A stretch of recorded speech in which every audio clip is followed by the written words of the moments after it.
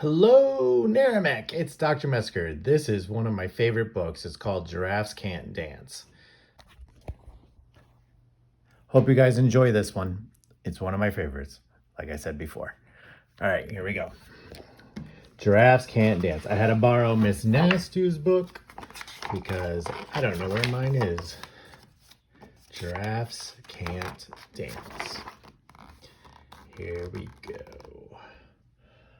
Gerald was a tall giraffe whose neck was long and slim, but his knees were awfully crooked and his legs were rather thin.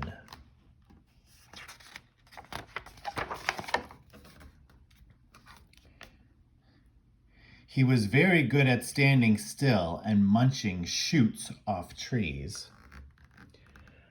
But when he tried to run around, he buckled at his knees.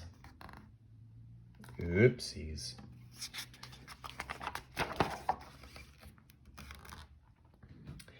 Now, every year in Africa, they hold the jungle dance, where every single animal turns up to skip and prance.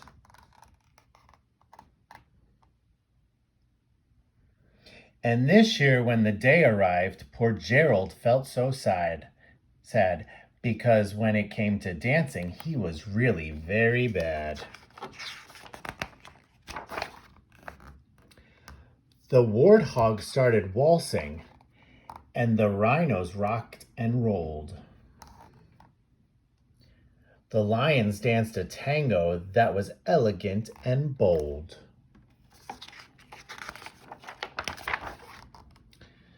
The chimps all did a cha-cha with a very Latin feel. And 8 baboons then teamed up for a splendid Scottish reel.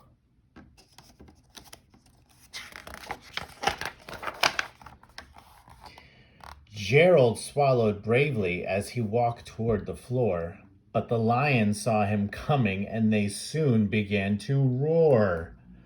Do you think that was a good roar or a bad roar? Hey, look at clumsy Gerald, the animals all sneered. Giraffes can't dance, you silly fool.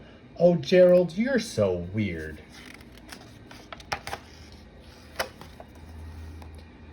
Gerald simply froze up. He was rooted to the spot. They're right, he thought. I'm useless. Oh, I feel like such a clot.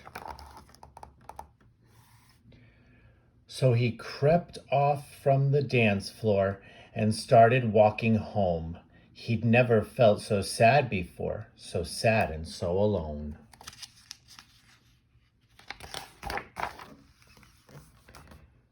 Then he found a little clearing and he looked up at the sky. The moon can be so beautiful, he whispered with a sigh. Excuse me, coughed a cricket who'd seen Gerald earlier on, but sometimes when you're different, you just need a different song. There's the cricket.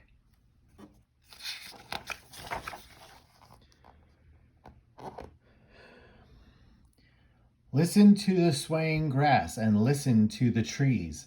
To me, the sweetest music is those branches in the breeze. So imagine that the lovely moon is playing just for you. Everything makes music if you really want it to.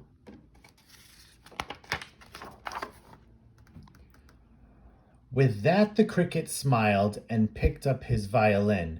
Then Gerald felt his body do the most amazing thing. His hooves had started shuffling, making circles on the ground. His neck was gently swaying, and his tail was swishing round.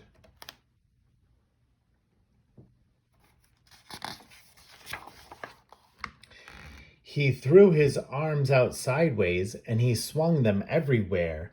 Then he did a backward somersault and leapt up in the air. Whoa!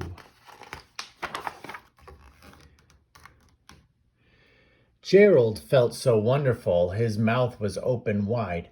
I am dancing. Yes, I'm dancing. I am dancing, Gerald cried.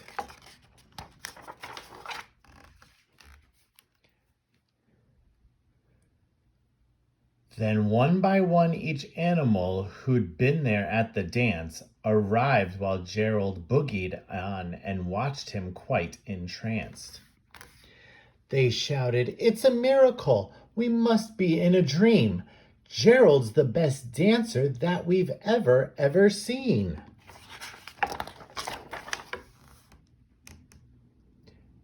"How did you learn to dance like that? Please, Gerald, tell us how." But Gerald simply twirled around and finished with a bow.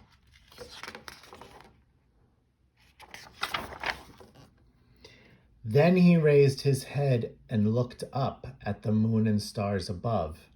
"We all can dance," he said, "when we find music that we love." I just think that's such a great book. Everybody has different music that they like. Everybody has different strengths that they can do.